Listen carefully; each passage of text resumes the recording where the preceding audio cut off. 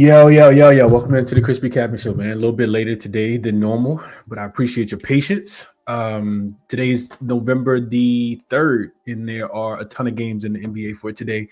We'll go through, we'll probably get through all of them, but specifically about 5 or 6 that I really want to lock in on. Made a couple bets, got a couple in the chamber as well. So we'll see if I actually end up adding anything. As far as yesterday, we always recap yesterday. Yesterday, not the greatest day for myself. 1 and 2. Bet the Utah Jazz because they were in a great spot. They absolutely look horrendous. Second straight game in a row. I do think that season win total under 22.5 is something that we really got to take a hard look at now because you're not going to find a better spot than what we talked about yesterday. Jazz ended up opening up as 3.5-point dogs. They closed as 2.5-point favorites over the Charlotte Hornets, who had LaMelo Ball, end up ruled out. They never stood a chance in the game. I'm watching it like, this isn't a real NBA team. And there's a couple teams that go into that category. So done with the Utah Jazz probably for the rest of the season. Even as home dogs, probably won't touch them. And what else did I bet? Cam Thomas over his 24.5 points or 25 points was a winner at plus money.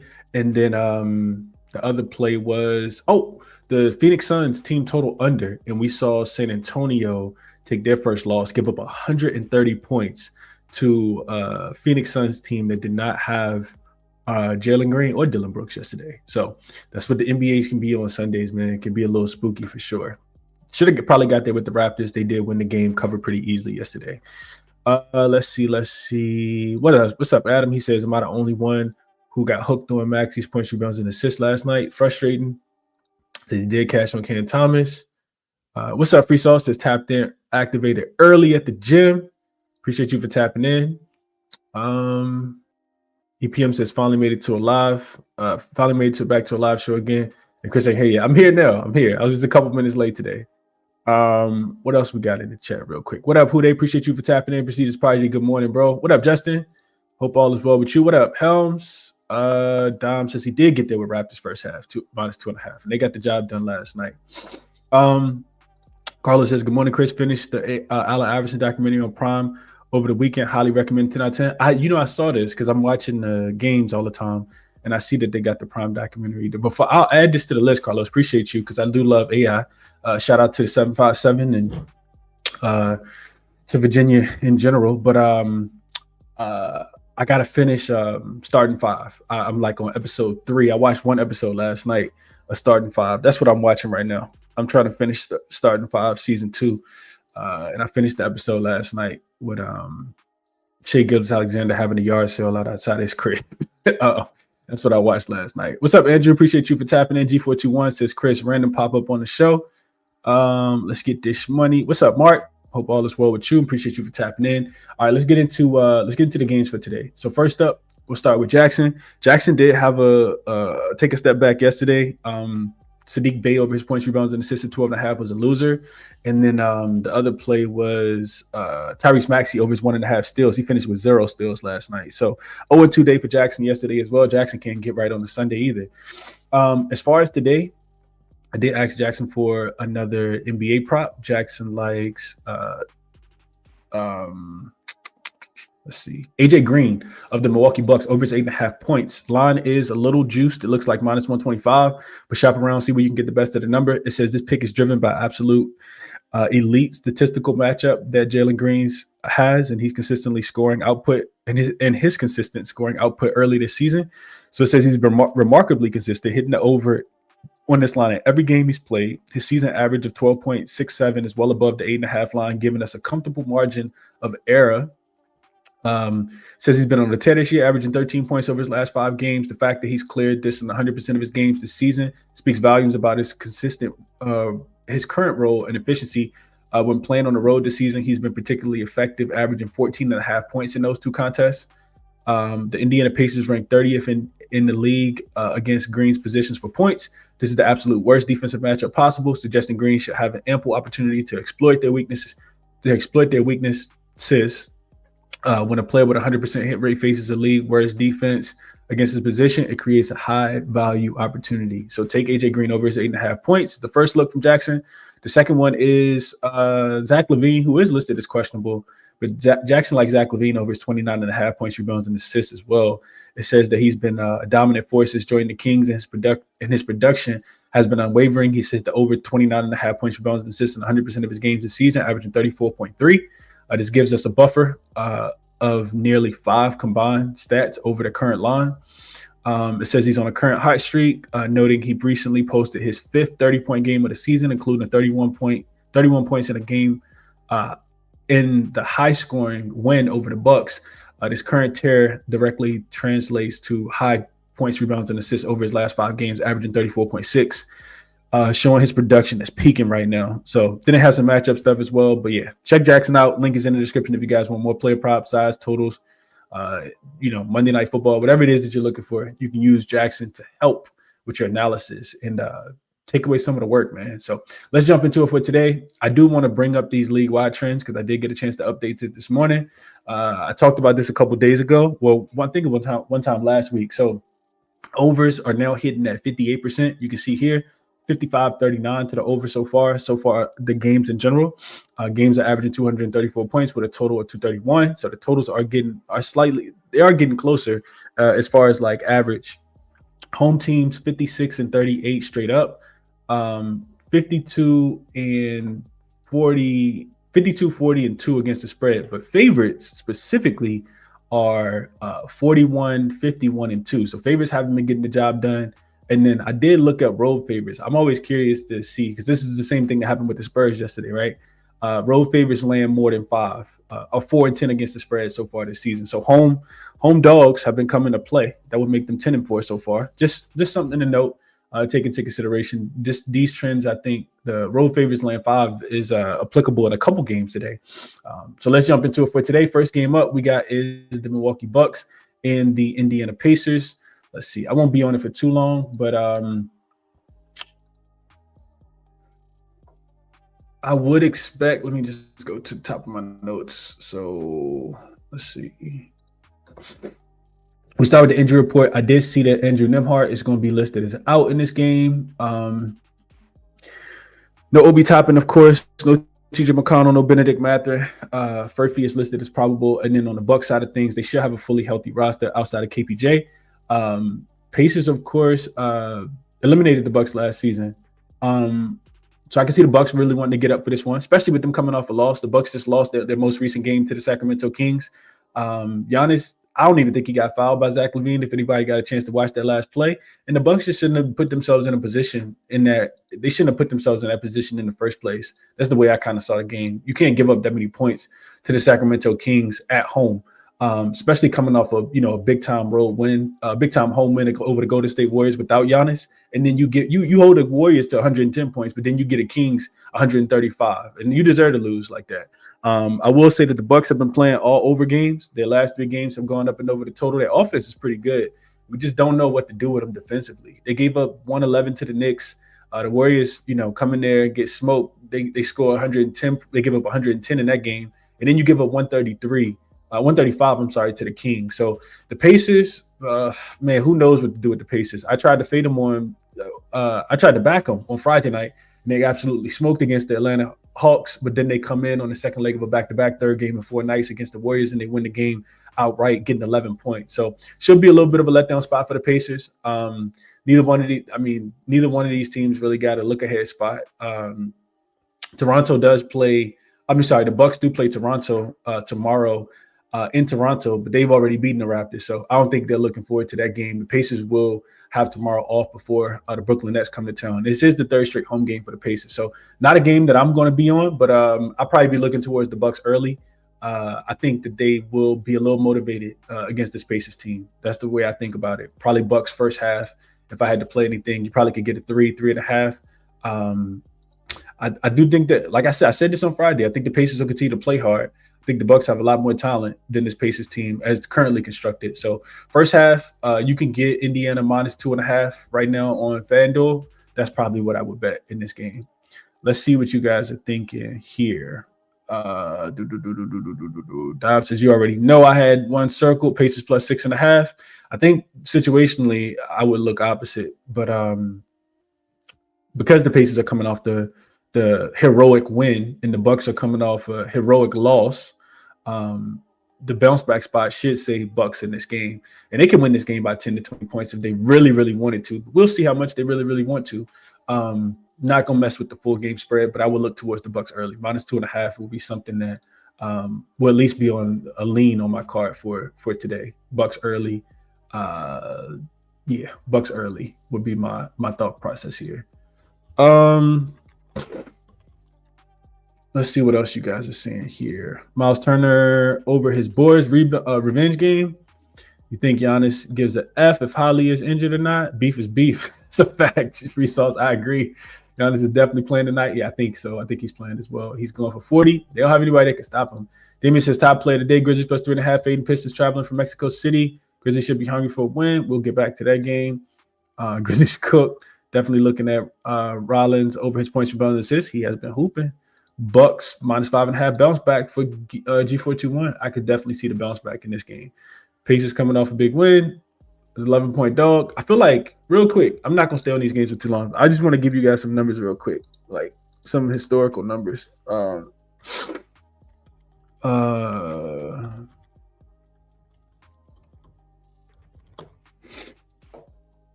So teams that previously won that last game as a double-digit favorite, and then they're getting at least 5.5, at least 5 in the next game. Typically lose by 10 points in the next game. This is a 360 game sample size. Teams that coming off a win as a double-digit dog and now they're getting 5 points typically don't do that well. Last season, this trend was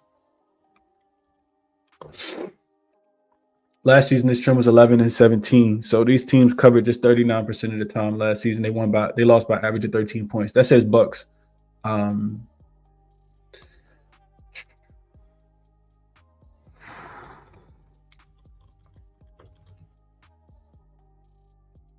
Yeah, and if their opponent lost as a favorite in their last game, it gets even worse.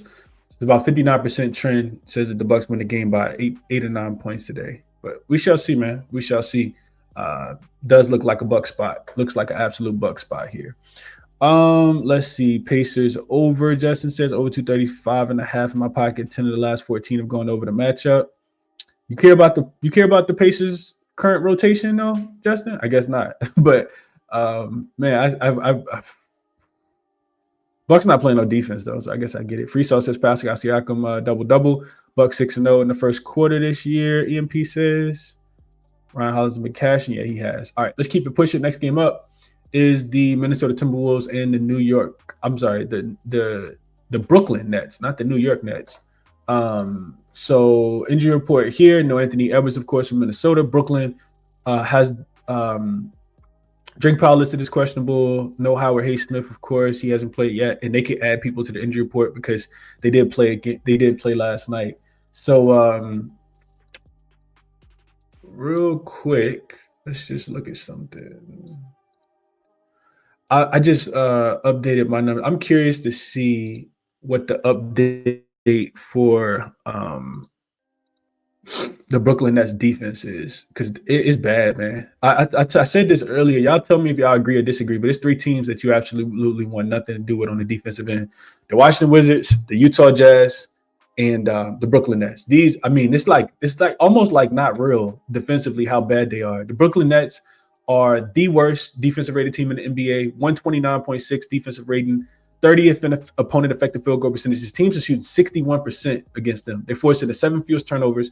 They're giving up the 4th most offensive rebounds.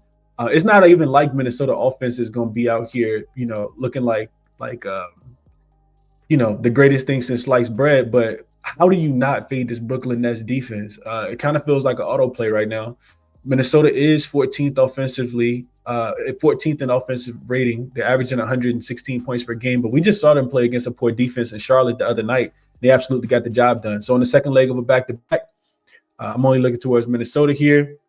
I did play this last night at 8.5. Brooklyn is 1-5 against the spread so far this season. Minnesota has the rest advantage. They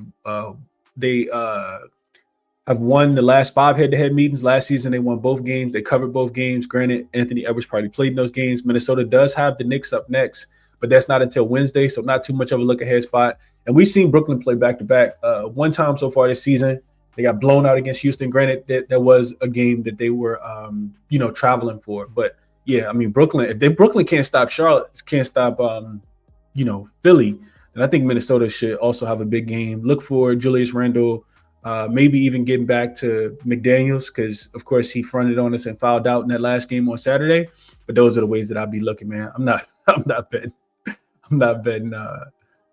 Not betting on this Brooklyn Nets team, man. They are let's see what Brooklyn is. They're minus 15.9, 15.4 in efficiency rating, which is the second worst.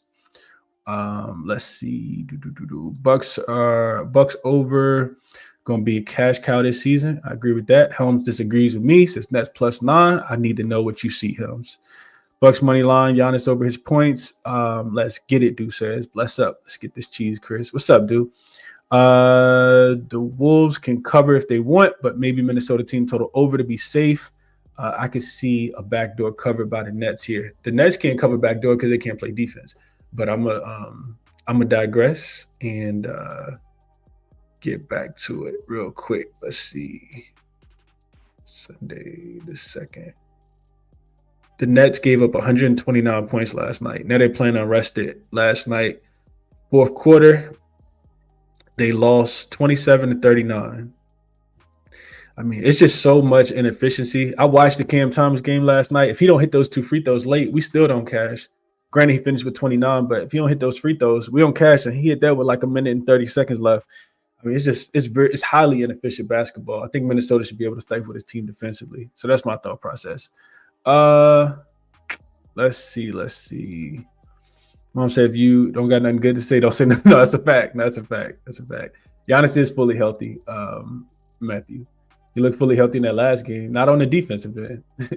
All right, next game up, Wizards and Knicks. Line is at 12.5. I wrote this down at 11.5 last night, right? Another team, man. This one is simple. Not looking towards the Wizards, man. Not looking towards the Wizards. They just continue to get blown out. Chris Middleton's listed as questionable in this game. Washington is 1-5 against the spread so far this season. They've lost 4 straight games, all by double digits. They've given up 125 points in 4 straight games as well. The Knicks are back at MSG, where they are 3-0 so far this season, straight up and against the spread. I think they can kind of name their number. I know they're playing on the second leg of a back-to-back. They dismantled the Chicago Bulls yesterday, gave the Bulls first loss of the season, and now they get a Wizards defense. Like I said, even on the second leg of a back-to-back, I still think that they can get whatever it is that they want. They didn't have to travel any, and they were off a couple games before coming back home. They've won 9 straight against this Washington Wizards team. They've covered 3 of the last 4 that they played last season, and those were all double-digit spreads as well. I do agree with the line going up from 11.5 to 12.5. I didn't bet this one, but I'm not looking towards the Wizards, man. Like this is, I mean, I'm pretty sure. Hopefully, y'all check these numbers, but the Wizards defense is, and they just let Orlando couldn't score, right? Orlando go in there and drop 130 with no problem. So it's gonna be somebody. I don't know if it's Jalen Brunson assists, Mikal Bridges, like somebody's gonna go absolutely nuclear. This Wizards team is actually giving up more points than the Brooklyn Nets. They're giving up 128 right now per game. Third worst defensive efficiency team. And offensively, they're also not good. They are last in offensive rating as well, which creates that minus 13.4 efficiency differential. Knicks at the crib should steamroll them, in my opinion. Let's see. I agree with this comment from Free Sauce. He says this one I did bet Knicks team total over. Yeah, they're giving it up. This Wizards team can't really play defense. So the team total for, I think it was 122.5 when I looked last night. For the Knicks is, let's see, 123.5 on ESPN Bet minus 115. That's the best number that you can find, and Hard Rock got it as well. Well, actually, you can get it on FanDuel at minus 112. And the Knicks got to 124 last night against the Bulls, and the Bulls were a top 5 defensive rated team. So, like this look here, it will also be something that is on my short list. New York Knicks team total over 123.5 against the miserable Washington Wizards defense. Mikal Bridges over rebounds and assists, best play. We talked about this the other day. He says he's now point Bridges, and they have Brunson shooting off the ball a little bit more, over 20.5 field goal attempts a game. I like it. Knicks going to take the Wizards behind the woodshed. Brunson over his points as well tonight. It is a nice little spot. Knicks showed up last night. Bridges over in 5 or 6 games. I like it, free sauce. I know Jackson was on this look over the weekend. Appreciate you for tapping in, Samuel. Booman says, Chris, you think the Knicks rest a few players? It looks like a spot for a few unders. If I'm betting under, it's the Wizards team total under. Under 111.5 for the Wizards. Let's see real quick. I don't think the Wizards have gotten to their last few games. I don't think that they've even been able to really score. And I know like I said, I know it's a rest advantage, type situation, but let's see. The Wizards got to 94 against Orlando. They got to 108 against OKC. They did get to 134 against Philly, but Philly's not playing any defense. And they got to 113 against Charlotte, and Charlotte's not playing any defense either, unless they're playing against the Jazz like they did last night. Like I said, 4 straight non-covers, all by double digits. They're just not stopping anybody, man. Not stopping anybody. And historically, when these two teams play, the Wizards don't score either. Last year, they got to 103. They lost 122 to 103. Before that, they lost 126 to 106. The Wizards did give them a nice run in DC, 136 to 132 one time last season. That did go to overtime, though. And then the other game, the first game they played last season was 134 to 106. So I don't trust the Wizards to be able to score against this Knicks defense. It hasn't changed much at all. G421 says Knicks cover. Can't trust the Knicks team to cover 12. TC Bet says, what's up, Chris? Let's cash, bro. A little sprinkle on Josh Hart double-double at plus 700. Couldn't talk you off of that at all. And real quick on this comment, I just want to see something real quick. Helm says he can't trust the Knicks to cover. I want to see when the Knicks were laying double digits last season, how well they did. Knicks were 8-3-2 against the number last season. They covered 73% of their games last season when they were laying double digits at home last year. One of them came against this Wizards team. They won by 28. Another one came against this Wizards team. They won by 19. So, yeah, Wizards have been good. The Knicks have been good, laying double digits at the crib. Also only giving up about 105 points per game in these double-digit games. Only once were they laying double digits as a home favorite. Only once were they laying double digits on no rest, and that came against the Wizards last season. They won that game 134 to 106. Boy, the Wizards are bad. All right, let's see. All right, let's go to the next one. Wizards team total under for Doms. I agree. He says under 110.5. You can get under 111.5. On 110.5 is consensus, though. I'm with you, Doms. I agree. Wizards team total under. Knicks team total over. Like spread, whatever. Next game up, Jazz and the Celtics. The Celtics are laying 10.5 points at the crib. This line opened at 9.5 last night. So injury report for the Utah Jazz can change, of course, because they do have playing on the second leg of a back-to-back. Short travel from Charlotte to Boston, no. But they will be without Walker Kessler. And this was the thing that kind of scared me a little bit yesterday. Should have scared me enough to stay off the Jazz, but they end up getting the doors blown off of them. Without Walker Kessler, they don't have rim protection. No Isaiah Collier. No Gorgeous Niang. Even if those guys come back, they're still not great defensively. But I know that Walker Kessler isn't playing because he left the team yesterday and flew back to Utah to get I think it's his shoulder evaluated. On the Boston side of things, Tatum is listed as out.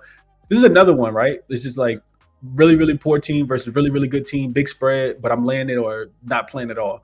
Utah has lost back-to-back games by a combined 55 points. If you include the Charlotte game last night and the Phoenix Suns game on Friday, offensively, they've scored just 199 points. Kind of crazy to score 199 points in today's NBA in 2 NBA games. But yeah, that's what the Utah Jazz have done. And I don't want to look at this with a lot of bias at all because I had Utah last night and they got the doors blew off of them before the game started. It was 25-39 at halftime. They had given up 71 points to a Charlotte team on the second leg of a back-to-back, and they had abysmal 48 points last night. But and like I said, I don't want to look, like give them too much of that, like just kind of throwing my frustrations at them today. But I mean, you score 103 points against Charlotte and 96 points against Phoenix. Like, I'm not sure what to do outside of just bet the opponent team total over or the opponent team to score, especially without Walker Kessler. It's third game in 4 nights, second leg of back-to-back.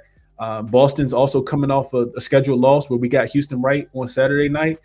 So really, the first time Boston had been blown out in quite a while, especially to that magnitude. It's their second game back home now. It's not a fifth game in 7 night spot at all. And they don't have a look-ahead spot coming up either. So this one was pretty easy. I bet Boston team total up and over. I think this total for the full game is coming. No, it actually hasn't moved. But I bet Boston team total up and over last night. I got 121.5. And right now it looks like you still can get 121.5. It's juiced a little bit, but it's up to 122 as consensus. But ESPN bet got a minus 120 and minus 120 on the 120.5. And that's what I ended up playing last night. Outside of Boston, outside of Utah, just, being absolute cakes on defense, they gave up 126 last night to Charlotte, 118 to Phoenix, 136 to Portland, 134 to Phoenix. Outside of that, they're playing fast, and they also are a terrible spot up defense. And we know Boston only wants to shoot a bunch of threes. So it's the perfect matchup for the Boston Celtics in a bounce back spot here. I think Boston does whatever it is that they want. They win the game by 15, 20 points. And it was one more thing I wanted to mention. Oh, Walker Kessler not being there. So they're defensively, rebounding wise, we know Boston struggles to rebound the basketball. We saw that in the Houston game. They should be able to at least neutralize the Utah Jazz in this spot. So that's my thought process here. I would be laying the points, but I bet Boston team total up and over. Yeah, he didn't travel with the team. You're right, Samuel. Adam says Utah worst 3-point defense. Correct. Who do we target for 3? I thought about this yesterday, Adam, because remember I said Nipple over his 2.5 threes. He had it before about 11 minutes left in the second quarter. He had already hit 3 threes, and I'm thinking to myself, I bet Utah instead of betting Nipple. But it's too many people to target. Boston only want to shoot 3, so it could be a Derek White game, could be a Peyton Pritchard game. Like, I'm not sure who to target, but one of those guys will hit 5 to 7 3-pointers tonight, maybe even 10 to 12 3-pointers tonight. Helm says Celtics by 20. Nurkic double-double. I'm not looking at it. Bad trouble spot for Utah. Vaughn says he likes Jaylen Brown under his 5.5 assists, under his 6 or 7 games, averaging 4.3 a season on 8 potential assists. I think he could get a triple-double this game, Vaughn. I'm not going to lie to you, man. I would not be looking to anybody assist to go under. Real quick on the Utah side of things, I'm pretty sure that they're giving up probably more assists than any other team in the NBA, but I just want to be factual. Let's see real quick.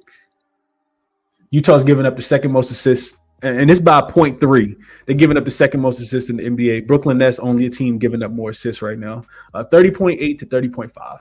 So yeah, I'm betting anybody assists under, but I understand it, man. I'm not doing it though. Dom says Boston to be leading after each quarter plus 108. I need that in my life. I forgot to take this one yesterday when Dom talked about it. So this another way to be looking. I do want to say something real quick. I did read. I think her name is Sarah Todd. She's one of the beat writers for this Utah Jazz team, and I did go through and read it last night. I want to know what the players are saying after not showing up in back-to-back games the way that they did, and really, it was just talking about missing Colin Sexton, not having a leader. They're a super young team. They shouldn't have to be motivated by their coach to get back and play defense or not get blown by. And that's the problem with Utah. They get blown by so much because nobody can sit down and guard. So then somebody has to help. And this is what their head coach was talking about yesterday as well. Somebody has to help, and then you kick it out to the 3-point shooters. Good luck trying to back Boston. It's not like Boston's coming off a 20-point win. Boston's coming off a 20-point loss. So I considered all that. I want people to know that as well. Adam says Lauri Markkanen continues to score 30, but I'm not sure against Boston. I agree. Damien says I'm only looking towards Jaylen Brown if I'm playing Celtics players. I've been trying to get cute with Derek White and Anthony Simons, but JB just going crazy every game. And that's a fact, Damien. I agree with that. Brown triple-double. Sam Hauser's a good look. Yeah, that's my point, Queese. I agree. Like, it could be Sam Hauser. It could be Jaylen Brown. It could be anybody. It could be – I don't even know, man. It's a lot of guys that could knock down some threes. Tariq says, "What's up, Chris? At home with my daughter, no school. I do agree though. Boston team total over. What's up, Tariq?" Brian says, "What's good, Chris? Give me the Pistons -2.5, Blazers -3.5. Okay, we'll talk about those. Because all JB's doing is scoring. He has been dropping buckets recently. All right, next game up, Pistons and the Grizzlies. This line was at 4. Let me just double check it. Yeah, still at 4.5. I do see. It was at 3.5. I think when I wrote it down last night, it was 3.5. It is up to 4 now, though. The Detroit Pistons come in off the altitude game. I think somebody mentioned that already. And they do have Tobias Harris listed as questionable. Jaden Ivey continues to be out. No Marcus Sasser. On the Memphis Grizzlies side of things, they should get Ja Morant back in this game. No Zach Edey, though. No Ty Jerome. No Scottie Pippen Jr. No Brandon Clark. So they still will be a little, shorthanded in this game. But how does Ja respond off of the suspension game? Memphis, of course, also having to travel back. So this is probably the most intriguing game. I spent maybe 20 minutes looking into this game last night because there's so many different factors, right? You got Detroit coming out of the altitude game where they turned up in the fourth quarter. The altitude didn't really matter because they scored a ton of points in that game. But does it affect them here in this game? That's the first thing you got to take into consideration. Then on the Memphis side of things, because there's another point that I want to make for Detroit. But then on the Memphis side of things, like, this is an absolute statement game. I know it's the second leg of a back-to-back. I know that they're coming, through customs and having to travel from Toronto back to Memphis. But this, in my opinion, is a statement game because Ja Morant has to absolutely turn up in this game after the suspension. Or does it just continue to bleed and everything gets completely worse and they're looking to, trade Ja, or they're looking to fire the coach even after just a couple games? I'm not sure, like, how that part is going to play out. What I do know for sure, though, is Detroit by far is a better team. Detroit's 4-2 against the spread so far this season. 2 straight covers. They covered against Dallas. They covered against Orlando. Short travel, in my opinion, from Mexico City. They do have a one-day rest advantage as well. So it's not like Memphis lost and been sitting at the crib for the last 2 or 3 days. Memphis had to get on a plane last night and fly from Toronto. Memphis is also just 2-5 against the spread. They've lost 3 straight. They dropped 4 straight against the spread-wise, and they played in 3 straight unders because their offense stinks. Even in that game against the Lakers that they lost on Friday night, they couldn't score the basketball in the second half. And Detroit is by far the better defensive team. Here's the other big thing that I considered in this game. Memphis has owned Detroit. Memphis has absolutely dominated Detroit. I remember watching Paul George podcast about 2 years ago, and Jared Jackson Jr. was on there. And he was talking about how Memphis don't really care. Like, they don't really care about these non-conference games. They always just show up when they're playing the Wizards or, they're playing the Charlotte Hornets. Like, they don't care about those games. One that they've absolutely cared about is the Detroit game. I'm not sure why. Memphis has beaten Detroit 9 straight times, and they've covered all the spreads. Detroit, by far the better team. If they take that personal, JB Bickerstaff, Cade Cunningham, Jalen Duren, if they Sir Thompson, like, if they take that serious, I think they can smoke the Grizzlies. The Grizzlies playing on the second leg of back-to-back, like I said, coming through customs. I know it's a proverbial turn-up spot for Memphis, coming off a couple straight losses, needing to get right. I think Detroit is by far the better team. The only way that I would look would be towards the Pistons, man. I don't want the Grizzlies. I don't want to catch the falling knife just because they got Ja Morant back. But that's just my thoughts. I didn't bet the game either. Let's see what you guys are saying here. Brian did say he's taking them. Grizzlies on the money line. Helm says, screw the points, under 236.5. I do see the total has come down from 238 down to 236. Pistons going to lock up. Shout out ChrisBeCappinn fam. What's up, Charles? Appreciate you for tapping in. Justin wants the Grizzlies plus the 4 in his pockets. Grizzlies beat them 9 straight and Pistons off of Mexico. Can only look towards Memphis here. Memphis made a big mistake firing Taylor Jenkins, and I agree with Dimes on that. Memphis off back-to-back, but they need to be hungry. We'll see, man. We shall see. Jenkins was a prophet trying to move away from the Josh Center offense. Took the Grizzlies plus 3.5. I'm doubling up on plus 4.5. Let's get it, Damien says. Okay. Agreed, Detroit is better. Detroit better. I knew AOD was going to be in here for that part. Vaughn says, a part of me thinks Ja comes back and goes off to show the staff he's the man. Another part of me thinks Ja comes out and is uninterested. I think I'm going to pass on Ja and the Grizz. And that's what I kind of feel too, man. It's It's a hell of a game, though. It's gonna be a hell of a game. I know that Detroit is better than Memphis, though. Like it's no if ands, or buts about it. You do got them coming off 2 straight wins. You do got Memphis coming off a couple straight losses. But when I just think about Detroit, the cherry on top, if Detroit had lost to Dallas the other day, losing 9 straight to Memphis, I do think that they take this game serious. And then I think about, Mexico to Memphis is a lot shorter than Toronto to Memphis. And you get the extra day's rest. I think Detroit could win this game, man. Who do Memphis play next? I think they got a couple days off. Maybe they get right in a couple days. I hear all the +4s. It's tough for me, man. It's tough for me with Memphis. It's too much turmoil. And I've been that guy that said, you know what? I'm going to take the team with the turmoil. And then they get smoked, and then I look like an idiot. They got Houston up next. They don't get no easier for Memphis. No easier for Memphis. They got Houston, Dallas, and OKC. This does start a 4-game homestand for them. Let's see.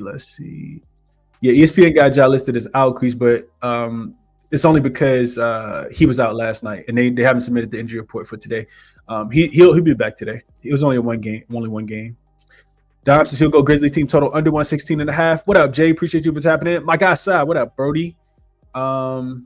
Like the Pistons team total over, Tariq says. Caught Pistons -3.5. That's a fact, Justin. Better teams do not always win because the Spurs lost to the Suns last night. But you done beat me 9 straight times, bro. And I know I'm better than you. Oh man, I got to give you the work. I don't care what you coming off of. I got to beat you, bro. This is so funny because I think about this when I tell my son all the time. We play soccer in the yard. We play basketball. In the yard, in the driveway, and I never let him win. My son's 7. I smoke him every single game. Like sometimes I let him score, but when they get close to it, like we go to 11. I'll let him score. I'll score like 5. I'll go up like 5-1, 4-1. I'll let him score a couple baskets in a row. Then when he get to like 5, I just take off and I just start dunking on. Like it ain't nothing easy, bro. Nothing easy. And I always tell him, he like, Dad, how come you never let me win? And I tell him because there's going to be a day and a time where I can't beat you anymore. Like I know that's coming. It's not coming anytime soon because I'm in pretty good shape. But it's going to be a day at a time where I can't beat you anymore. So I'm going to crush you until then because I don't want you to think nothing easy in life. So when my son's able to beat me, I do fully expect him to try to dunk on me. I do expect him to absolutely try to crush me and remember all the lessons that I've taught him throughout his life when playing soccer, when playing basketball, all that. And I think Memphis is in that spot today. I think Detroit is in that spot today where they're like, bro, y'all ain't gonna keep beating us, man. We ain't about to let y'all beat us 10 times in a row. So I do agree. Best team don't win every single time. Vario says, what's up, Chris? Y'all run up them likes. Appreciate you, Vario, for sure. Hit the like button for me if you guys can. Mark says, pass. Ja's too much of a wild card right now. Needs therapy. Pistons so young. I bet half of the team don't even know that the Pistons haven't beaten Memphis in that long. Well, let's think about this because that could be a point, Helms. Ja's. Let's see. Memphis has beaten Detroit. Detroit has beaten Memphis 9 straight times. Last time Detroit won was May 6, 2021. And they were getting 9.5 points in that spot. But in 2022, Cade Cunningham was on the team. So Cade has been a part of 9 straight losses. 9 straight losses. Him, Isaiah Stewart was on this team. Not a lot of the other guys, but your best player was on the team. Cade got to be thinking, bro, we can't. I don't know. Then again, they might have been out in Mexico City, man. Like who knows? But I know 9 straight. You've been a part of all 9 straight losses. You've been a part of the organization. He probably didn't play because he was injured in a couple of these games, but you've been a part of every single one of them, man. Chris, you're a bully, but sunset through it. Yeah, absolutely, bro. I'm not playing around. Like, if you think something sweet in life, then you absolutely thinking about life wrong. I don't want my son to think nothing gonna be easy. Nothing in life is easy. Everything you get, you're gonna have to work for. That's just, you got to be a product of hard work. That's just the only way. So ain't no free lunches, ain't no free handouts, no free wins, none of that. You beat me, you earned it. I don't care if we playing Uno attack, we playing I declare war, anything. Like I'm just not gonna let you win. Don't work like that. Let's see. Tariq says, Chris, speaking of Ja, are you turning into his dad? Absolutely not. Absolutely not, man. I do be at the game screaming, but I'm composed though. I'm composed, man. Justin says, even if they break the streak, don't mean they have to be up high. That's a fact. That is a fact. Beef Stew couldn't hit a three yet. Yeah, he that's a fact. He couldn't hit threes. He be out there shooting them now though. All right, that's a very intriguing game, man. All right, let's get on to, let's see. Do I have another one? Yeah, let's go one more. Let's go Mavs and Rockets. Big spread. Y'all let me know. Y'all laying this number with the Rockets? Or would y'all take the points with the Mavs here? Line open, I think it opened 12.5. Books like, woof. I think that's about right because I haven't seen the line move at all. 12.5 is where it opened. Still at 12.5. Total has come down though from 229 down to 224, 25.5. So maybe the best look was the total. The problem I have with the total though is that I know Dallas can suck defensively, and I know that they're going to be still depleted. The Rockets are number one offense in the NBA right now, so Dallas will be without Anthony Davis still. They also coming out the altitude game. No Kyrie, no Derek Lively, but you got Gafford back. I don't know if little Gafford going to be enough for this Houston Rockets team, man. This team is rested, right? They haven't played a game since they beat the Rockets. Since they beat Boston. Before that, they had a couple days off before they beat Toronto. Now they come back home. I don't know, man. I know Jabari Smith Jr. is listed as questionable. That could be, something. No Dorian Finney-Smith yet. He still has not yet to make his season debut. Sprained right ankle for Jabari Smith Jr. He is pivotal to this offense. A guy that he's probably their best rim protector. Jabari Smith Jr. is, and he's a guy that can absolutely play defense on the perimeter and knock down some three-point shots. So that's the only thing that's even tempting at all. The way I see Dallas, this team is 2-4 against the spread so far this season, 2-4 straight up as well. They either look really good offensively with D'Lo on the floor, which is what we saw last game against Detroit, but they still didn't even hit their team total over because they scored 17 points in the fourth quarter. But if you put D'Lo on the floor, then you got a cone on defense as well, and that could be detrimental. I kind of feel like the way D'Lo played in that game, I think he hit like 7 or 8 threes. He had like 30 points. Not to say he's going to consistently do that, but they need a point guard. Cooper Flagg is not that bad of a facilitator. I feel like he takes a lot of flack for him not being able to play point guard. He's not a pure point guard, but he like his assists have been cashing. He does look to get his teammates the ball. I think he needs to be a little bit more off ball, and that'll help a lot when Kyrie comes back. But even when Dante Exum comes back. But I think if D'Lo's on the floor, your defense is going to be bad. And I think he's going to get bullied as well. Who D'Lo stopping? Amin Thompson? Josh Okogie going to be locking them up? Like, this Houston team is good, man. 4-1 against the spread so far. They've won 3 straight. All have been by 15 points or more. 3 straight overs. Like I said, number 1 offensive rated team in the league. No look-ahead spot. No reason to fade them, in my opinion. I know it's a big number, but I'm looking towards Houston in this game at nothing.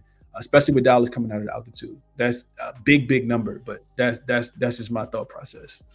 Let's see what you guys are thinking here. Real quick, I want to put some numbers to the Houston thing as well.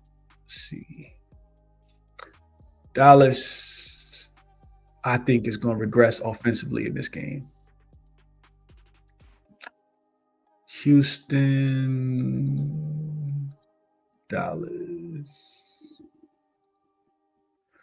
Houston, number 1 in offensive rating, number 5 in effective field goal percentage.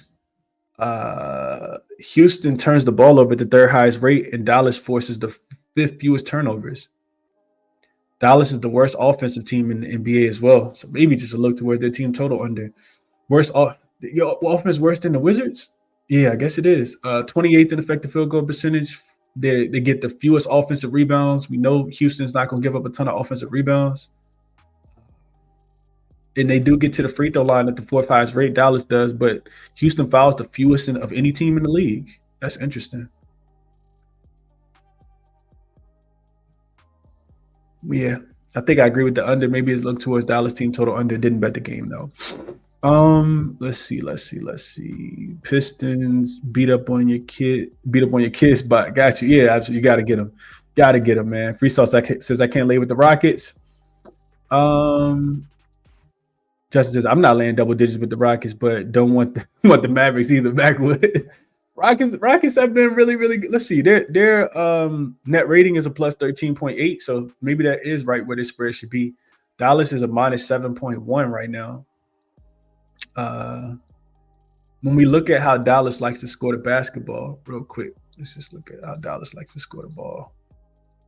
Dallas is shooting a lot of mid-range shots. So 5th in mid-range frequency, 9th in mid-range accuracy. Houston is top 11 in both. They're 11th in frequency and 6th in accuracy. If you look at Houston, where they've actually been struggling, the worst part of their defense is actually their three-point defense. They're allowing the fourth most threes, and they're allowing the teams to shoot the eighth best percentage at 38%.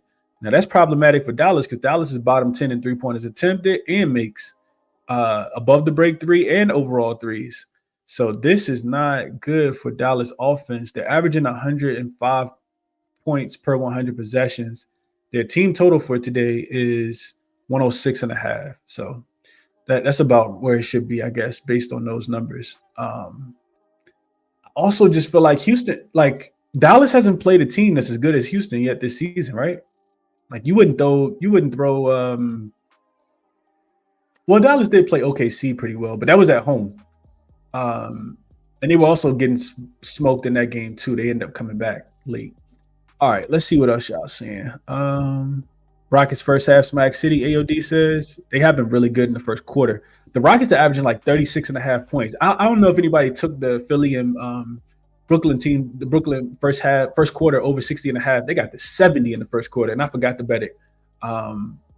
This just made me think about that. Houston's averaging, I think, more points than any team in the NBA in the first quarter. They're averaging like 36 points in the first quarter.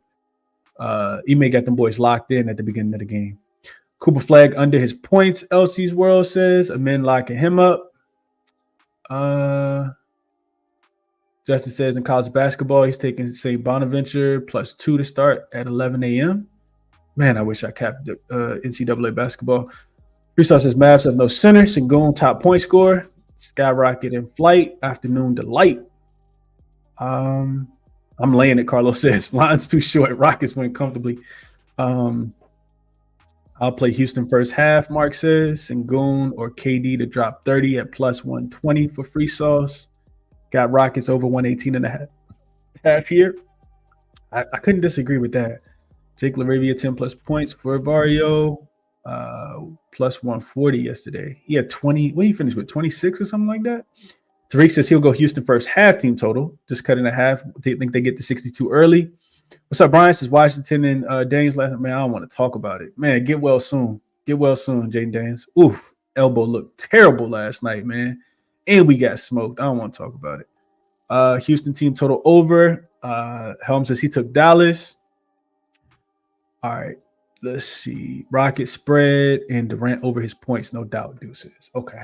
Let's keep it moving. The other games that we didn't talk about. So we got through the first 6, 3, 4, 5, 6. Yeah.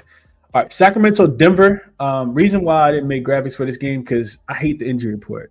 Dennis Schroeder's questionable. Zach LaVine is questionable. Malik Monk continues to be out for personal reasons. And then on the Dallas side of things, Jamal Murray and Cam Johnson. I'm expecting them to play. Both are listed as probable. So you got Sacramento coming off a road win as a dog against the Bucks. Last of a 4-game road trip here for them. Not the greatest spot. Could be factored into the line already with Denver laying such a big number. And then it could be a little bit of a letdown spot because of that as well. Because they're playing their last game of a 4-game road trip. Because they are coming off a win as a dog. And because it's their first game back on the West Coast and it's in altitude. You're flying from Milwaukee, Midwest, all the way back to the West Coast. Only 1 day off of rest in between. Denver has a 1-day rest advantage they haven't played since Friday where they lost to the Portland Trail Blazers. They are 2-0 against the spread so far at home. I just don't think that there's going to be a lot of resistance for Nikola Jokic in this game. Sacramento is not a great defensive team, in my opinion. So I think Denver should be able to get whatever it is that they want. They have won. The Nuggets have won, beaten the Kings 5 straight times. They covered 3 of the 4 spreads last season. And I would argue that this Kings team is not as good as the one last season. This Denver team is better than the one last season. So it's a super big number. Man, I don't really want to lay this many points with Denver, but I can see them absolutely blowing the doors off the Kings, especially if Zach LaVine doesn't play. Or even if Schroeder doesn't play. You do get, Russell Westbrook going back to Denver. I'm not sure how much that'll matter. So no thought on this game. I would definitely need to know if Schroeder and LaVine are going to play, though. Let's see what you guys are thinking. We'll get to the next. I do like the boys tonight, Mark. I do like the boys tonight. I think I know their defense is trash, but I think that they get the job done. I like backing Dallas off a big loss, and they got absolutely obliterated. Lost last week by 20 to Denver. But yeah, they've been good at home. If you look at their home numbers, they've been really, really good. They went toe to toe with Green Bay a couple weeks ago. Dak got all his weapons. I was looking into this. I do like Dallas minus the 2.5 tonight. Let's see.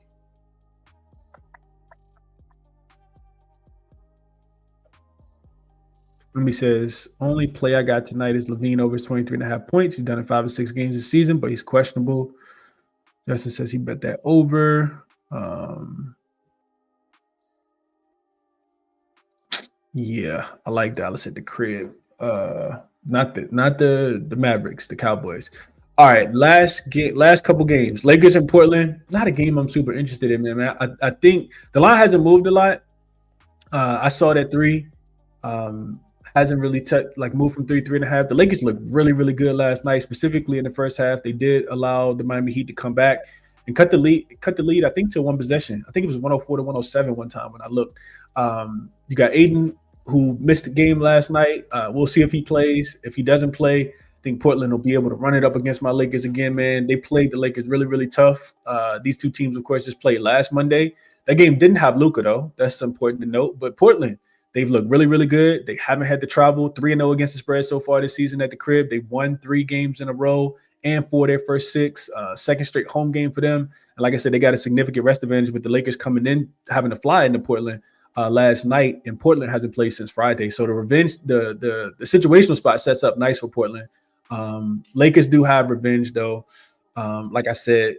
But I think Portland could be the right side in this game. Lakers due for a little bit of a letdown, in my opinion, after last night's game. The offense looks very fluent, though. Austin Reeves, Jake LaRavia, like Luka, even Bronny got in and got some early first quarter minutes.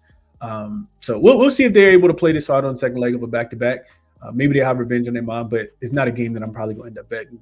And last game on the boys, the Miami Heat and the Clippers. Line open with the Heat laying, I think it was 7.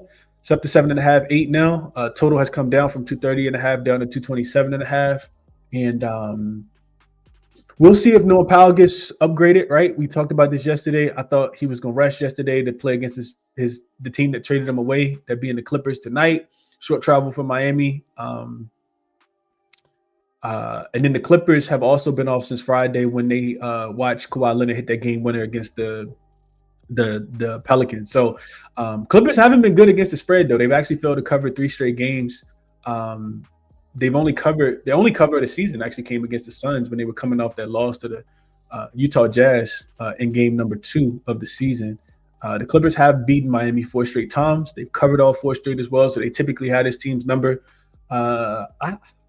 I still have trouble thinking that this game is going to go under. I know that the total is dropping from 230.5 down to 227.5, but if you had a chance to watch Miami play last night, they're playing one way. It's fast. They're shooting threes. They look like a college offense. I'm talking about as soon as they come down, they just jacking up threes. And if Norman Powell plays, I think that impacts the total. I think the Clippers will also be able to score as well. I don't expect Miami to, be able to play any better defense. I think the Clippers offense should be able to score. I worry about the Clippers being able to get back in transition. They've not done well against teams that can get out and run. And we know Miami wants to play super ultra fast.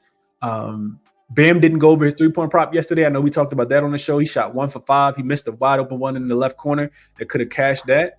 So I think his threes will be in play again for today. But yeah, I want to see if Norman Powell plays. If Norman Powell plays, I think that this total is too low. I get it. It's going down. I get it that, these are supposed to be 2 good defensive teams, but we just watched the Clippers give up 125 points to the Pelicans the other day, and Miami's going to play just as fast as the Pelicans with better shooters and a better offense. And if Norman Powell comes back, I think it's a little bit more of an over spot. So that is something that I'll also add to the short list, the over in this game between the Miami Heat and the LA Clippers.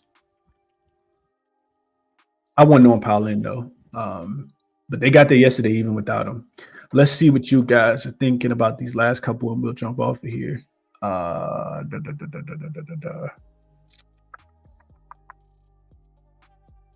Jokic over his rebounds and assists for Strange Music. I like Portland. Nuggets points. Justin says he'll go Cowboys to get 29, score 40 every home game, and off a blowout loss. Correlates with them, I think, being able to win the game too by a point, by 3 points If Luka plays, Lakers for sure, Young says. Helms says Blazers covered a bunch of games as a dog. Now laying points? No way. Give me the Lakers money line. That last time they were playing the Lakers, Helms, they were actually laying points. They were laying points in that game. Remember, both teams on the second leg of a back-to-back. I know Luka wasn't part of that game, but both teams were playing on the second leg of a back-to-back. Drew Holiday playing like an all-star. He's been hooping, man. He has been hooping for sure. Money line Lakers. Luka getting 30 points tonight since he only had 29 last night. Yeah, Luka shot terrible from the three-point line. Somehow they still scored a bunch of points. I think this game goes over too. I know it's a super high total. It opened 231.5 up to 235.5. I think that Lakers and Portland game goes over too. Let's see. Bronny caught a weak oop from Reeves last night. Hey, that oop wasn't that bad, man. Let my guy live, Justin. Oop wasn't that bad. He could have reversed it or something, but yeah, it wasn't that bad, man. Tariq says I may do a fun parlay. Cowboys, Rockets, money line, little Texas love. Okay. Like the over in the Lakers game on the second leg of back-to-back, Lakers 5-1 to the over. I do agree with that, young. I do agree with that for sure. Mark says he laid it with the Clips, -7.5. Brian says opposite, Heat plus 8.5. Clips not covering tonight. Powell plays, he goes off against the Clippers, unloading the clip. I could see that. Heat money line, Bam over his threes. If Powell plays over his points. Nardo says he likes the Heat. Clippers are too old to keep up. Austin Reeves had 11 assists. We running back him to get 8 assists.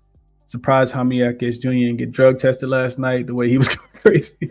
Yeah, he just put his head down and tried to run straight to the rim, man. He looked like somebody that was told he couldn't use his hands to shoot the basketball, to shoot a jump shot last night. He just running people over last night. He looked like a bull in a china shop. But yeah, that's the games for today, man. Hit the like button for me on the way out. I bet Boston, team total over. I bet Minnesota. I did lay the points. Really want to get there with Detroit. We'll see. Milwaukee first half kind of makes a lot of sense. The more I talked it out, I think the Knicks can name the number, get to 130 if they want to against the Wizards. The Wizards also will struggle to score the basketball, in my opinion. So to look towards their team total under, and then I think the Clippers and the Heat game goes over. But I want Norman Powell in. Not a big super big player prop. Like I haven't done much work on player props today, is what I'm trying to say. But if I add any, I will share those as well. Best of luck on whatever it is that you guys are playing today, man. Resources are all linked in the description. If you guys need any of those, don't forget to check them out. Jackson, Outlier, Moneyballer, Jam. There's also a link in the description if you guys need a new sports book. Like I know a lot of people haven't experienced NoVig. NoVig is pretty cool. So utilize that link in the description as well to show some support to the show. Subscribe to the channel if you guys are new. Turn the notification bell on and make sure you guys hit the like button on the way out. Appreciate you all for tapping in. I'll catch you back tomorrow, man. I think it's 6 games tomorrow in the NBA. So we'll be back tomorrow. I'm out.